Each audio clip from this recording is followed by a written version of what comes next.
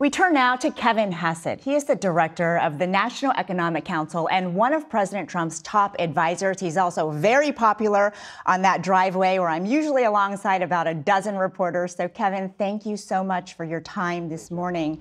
I want to start with trade because there's a big deadline coming up on Wednesday. As you know, that 90-day pause on reciprocal tariffs that the president announced back in April is set to end. So far, the U.S. has announced a few deals, the U.K., Vietnam, and you're inching closer to a final agreement with China. Do you expect to get any more deals done with America's biggest trading partners by Wednesday? Yeah, first, I do have to take a pause and share your thoughts and prayers with the people of Texas. It's an incredible, heartbreaking story, and Kristi Noem and the president have instructed the federal government to throw everything they've got at helping the survivors and helping clean up that place. So anyway, I'm really heartbroken today to see these stories, and I want you to know that in the White House, everybody is putting every effort they can into helping the people of Texas today. On trade, there's going to be quite a bit of news this week, and I think the headline of the news is that there are going to be deals that are finalized. There are a whole number that Jamieson Greer has negotiated with foreign governments, and then there are going to be letters that are sent to countries saying, here's how we think it ought to go, because the deals aren't advanced enough. And the headline is going to be that countries are agreeing around the world to open their markets up to our products and to allow us to put some kind of tariff on their products when they come into the U.S. And exactly what the numbers will be things that you'll find out in the news this week. And Kevin, you said there are going to be deals. For those really important trading partners, if there's not a deal by Wednesday, is the president going to extend this pause? You know, the United States is always willing to talk to everybody about everything that's going on in the world. And there are deadlines and there are things that are close. And so maybe things will push back past the deadline, or maybe they won't. In the end, the president's going to make that judgment. And you also mentioned those letters that will start going out tomorrow, according to President Trump. He said about 10 to 12 countries will receive them. Can you tell us who's going to get one and what they say? Sorry, I can't. Because again, the part of the letter that could be happening, right, is that we're close to a deal. We're not really satisfied with the progress that we're making in the deal. And so we're saying, okay, fine, we're going to send a letter, but maybe you get a deal at the last minute too. Until we see everything that plays out, I think that we need to just hold our fire and watch for the news this week. Is it fair to say that those notices are going to go to our smaller trading partners as you negotiate with our bigger ones?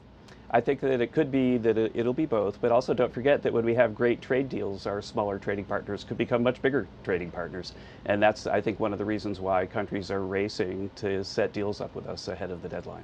I have to ask you about the deadlines, Kevin, to make these deals, because you just mentioned you're always open. The president said there's not really any flexibility left between now and Wednesday.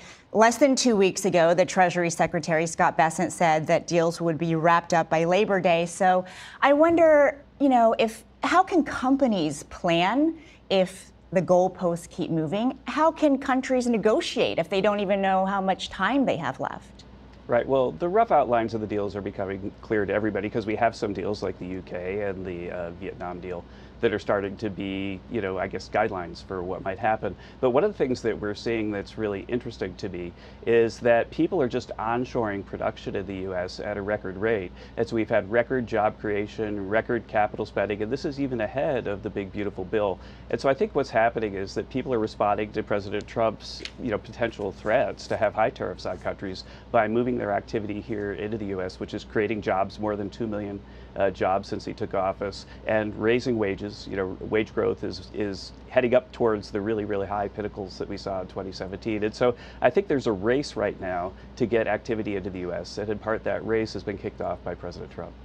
I remember after these reciprocal tariffs were announced, you told me that there were about 15 deals that countries were bringing to the president. How close, if you could give us any number at all, what number are we going to see this week? Yeah, you'll have to get that from Jamieson and the president. I think that we've seen lots of deals that have been finalized by our negotiators, and then the president finds things that can make them better. And so I'm not going to get ahead of the president on the number of deals. Okay, thanks, Kevin. We'll look out for that. I want to move now to the one big, beautiful bill that, of course, the president signed into law on Independence Day.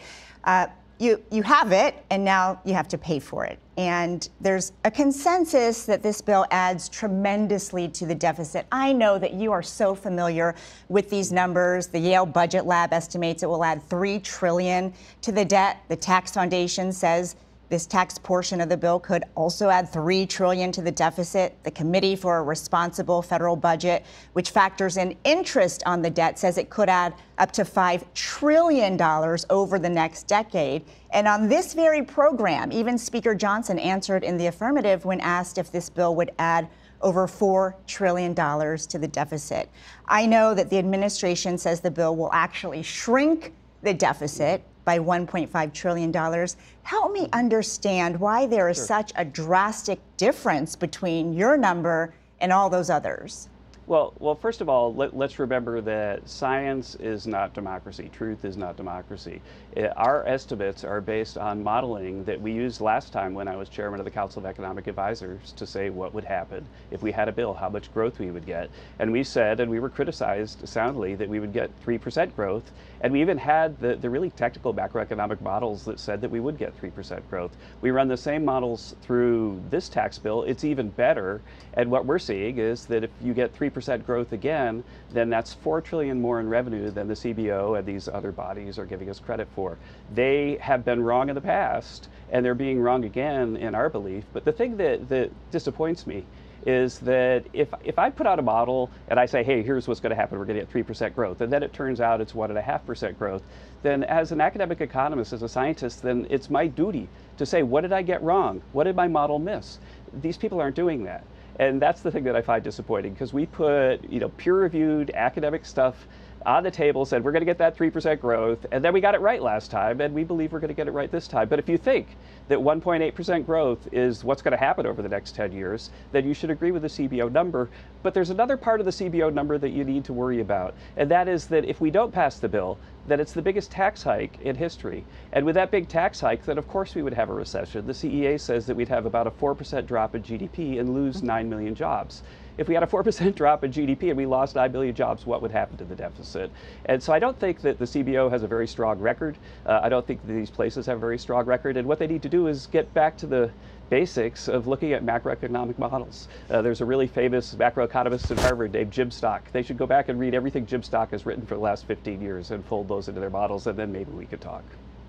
I want to talk to you, Kevin, about another number that I know you and the president disagree with, but that Democrats and many Republicans are worried about, and that's the CBO's projection that as many as 12 million Americans could lose Medicaid coverage because of this law. What is the NEC's estimate for how many people could lose coverage? Well, yeah, let's unbundle that a little bit, because first on the CBO coverage, so what are we doing? So what we're doing is we're asking for a work requirement. But the work requirement is that you need to be looking for work or even doing volunteer work, and you don't need to do it until your kids are 14 or older.